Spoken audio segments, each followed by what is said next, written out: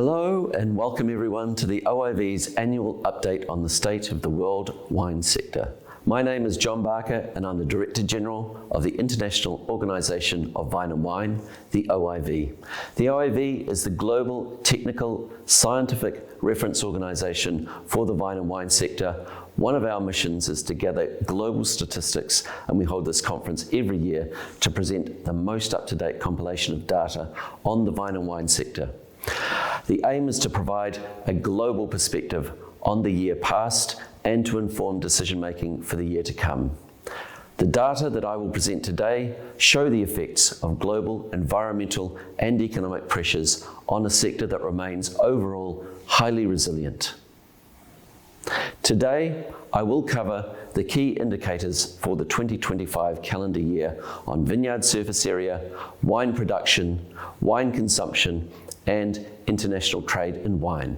I will then take a look in more depth at the impacts of US trade policies on international trade in wine, and I'll conclude with some thoughts on the current challenges and opportunities facing the wine sector, with an emphasis on international trade and cooperation.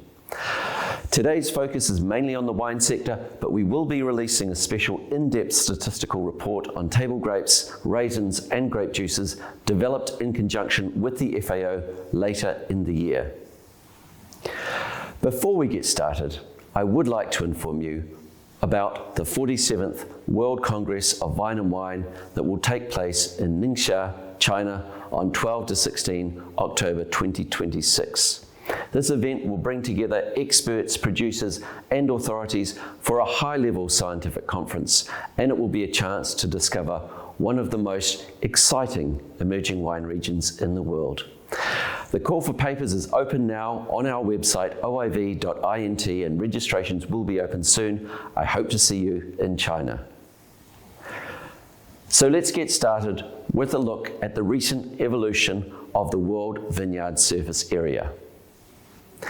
In 2025, the total global surface area under grapevines was 7 million hectares. This figure includes planted grapevines for all uses: wine, table grapes, dried grapes, juices, spirits, vinegars, and the like. Overall, grapes are the world's second most widely planted fruit crop and hold first position in terms of production value. The 2025 vineyard surface represents a small reduction of 0.8% compared to 2024. While relatively minor, this is the sixth consecutive year that the world vineyard has decreased in size as wine-growing countries in both hemispheres adjust to changing consumption patterns.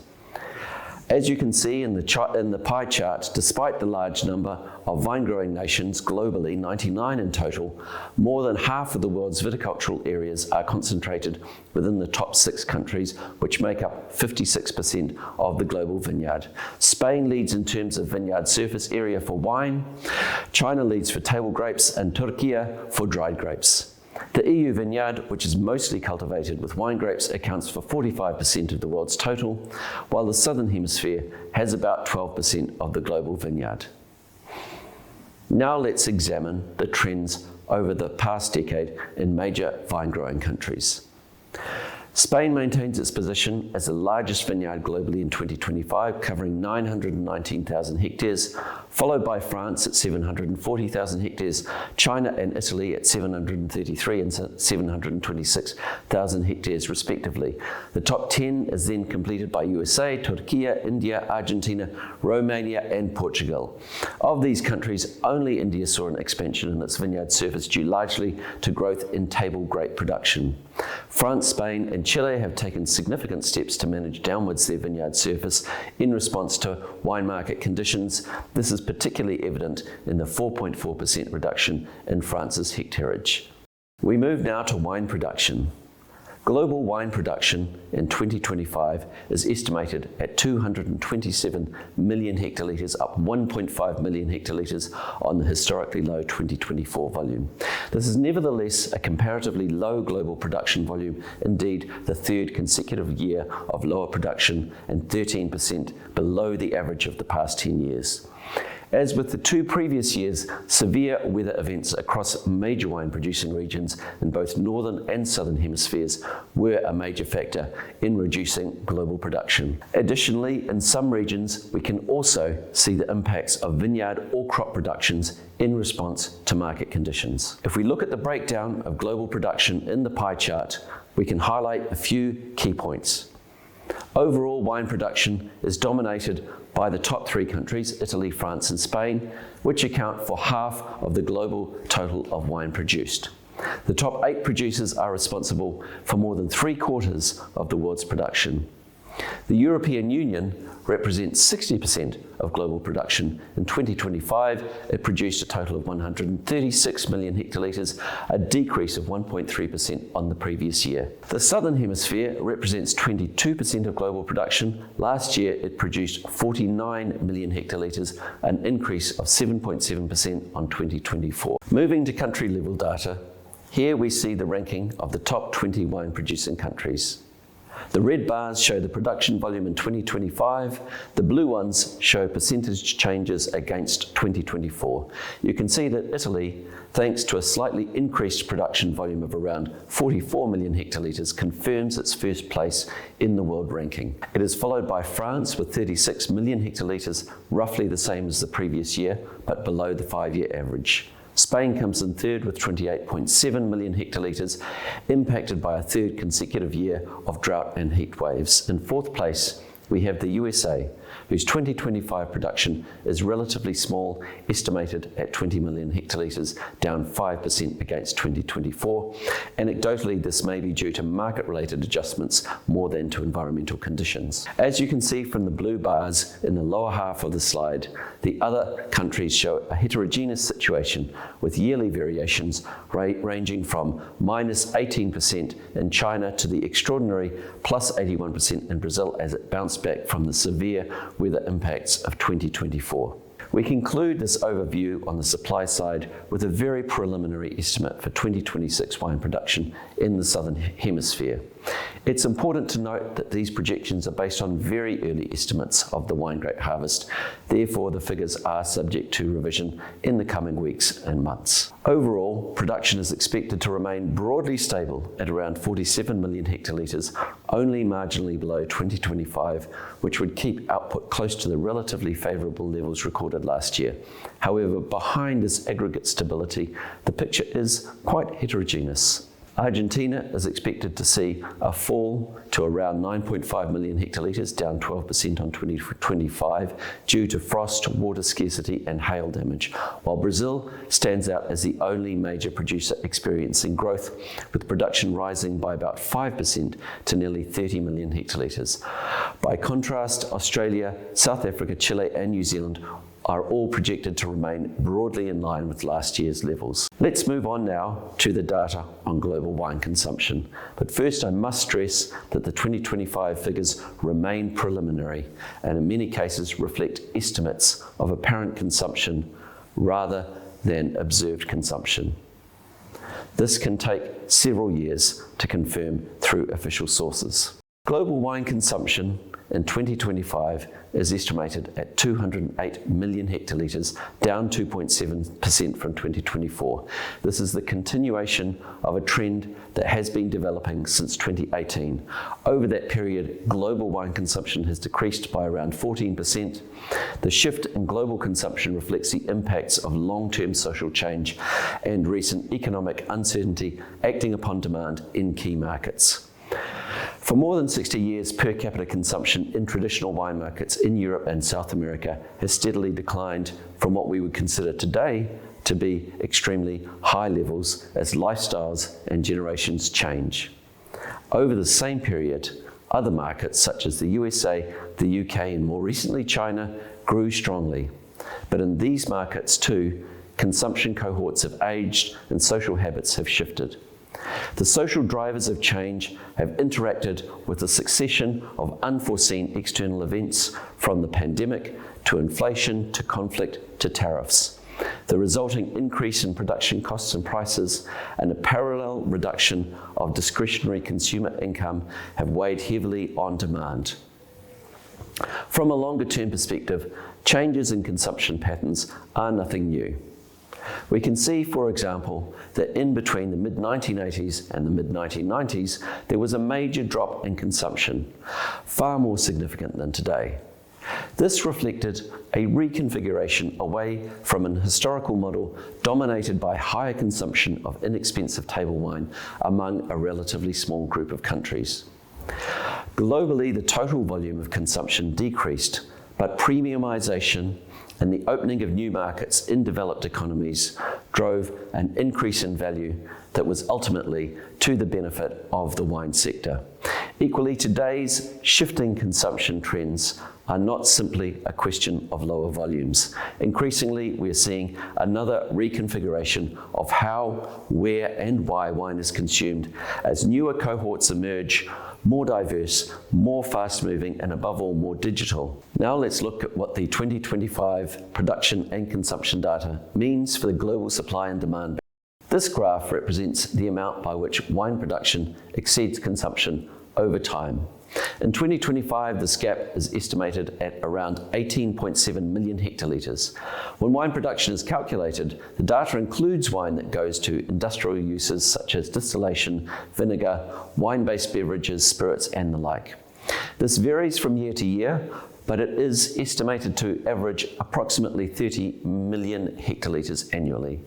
This average is indicated in the shaded area at the bottom of the graph. You can see that, in fact, once these industrial uses are accounted for, production and consumption in 2025 will be roughly in equilibrium. That was also the case for the small 2023 and 2024 harvests. So with 3 consecutive years of low production, the effects of lower consumption levels on the global supply-demand balance will be held more or less in check. While globally there is equilibrium, we know that the situation is highly differentiated across different wine regions.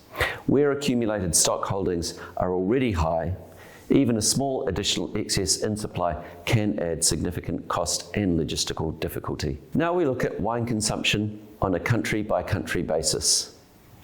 In this slide, we can see the top 20 wine-consuming countries. The 2025 consumption volume is shown in orange at the top, and the percentage change compared to 2024 is in blue down below.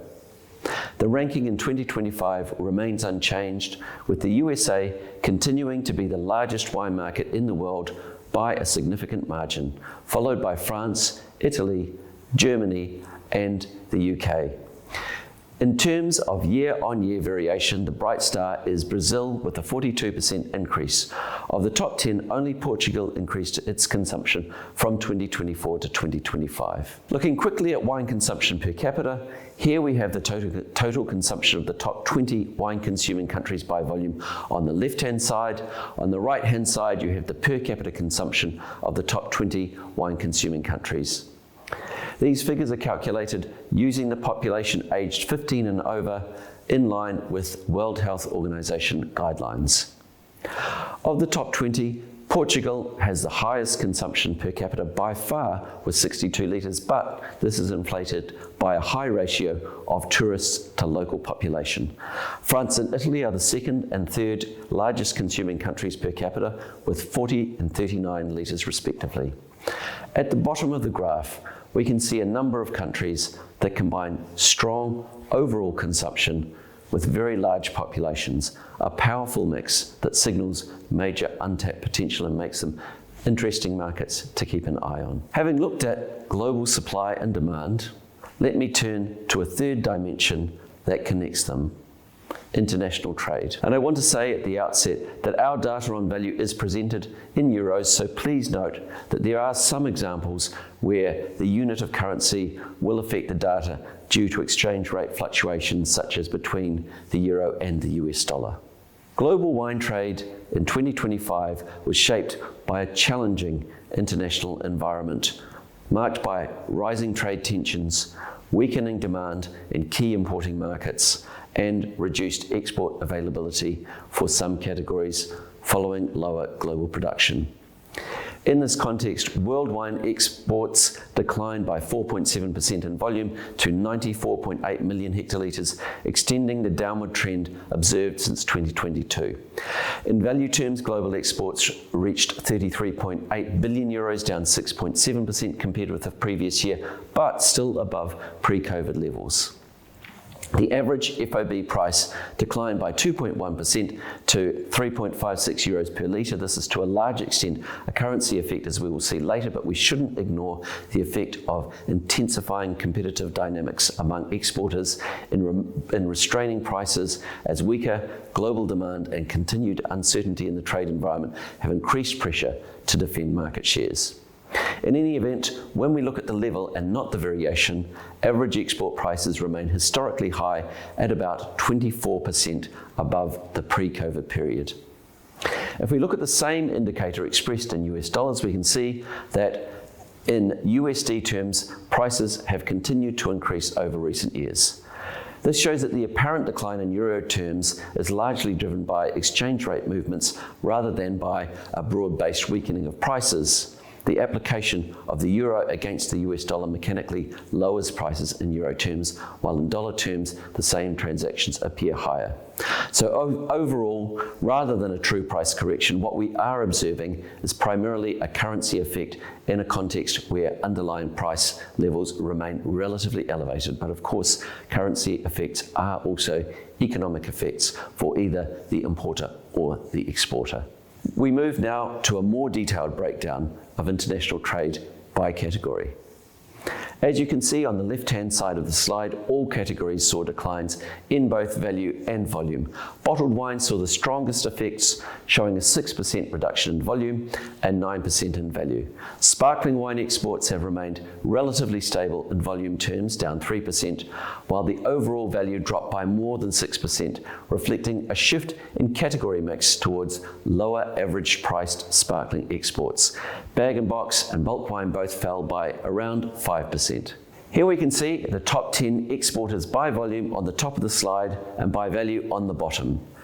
In volume terms, the main exporters of wine by volume is Italy with 21 million hectolitres with 7.8 billion euros. It is followed by Spain, 19.6 million hectolitres representing a value of 3 billion euros, and then France with 12.7 million hectolitres. In value terms, France leads the pack by a long way with export earnings of 11.2 billion euros.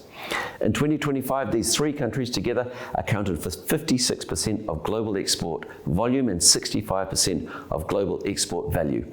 If we compare 25 with 2024, only Portugal and New Zealand recorded growth in export volumes, while in value terms, none of the top 10 exporters registered an increase. Here on this next slide, you can see the ranking of major exporters by average export price, together with its evolution over the past 10 years. This indicator provides useful insight not only into price positioning, but also into differences in export specialisation across countries. At the lower end of the ranking, we can find predominantly bulk wine exporters, while the top wine positions are largely occupied by countries with a stronger focus on bottled and sparkling wines, reflecting higher value-added export profiles.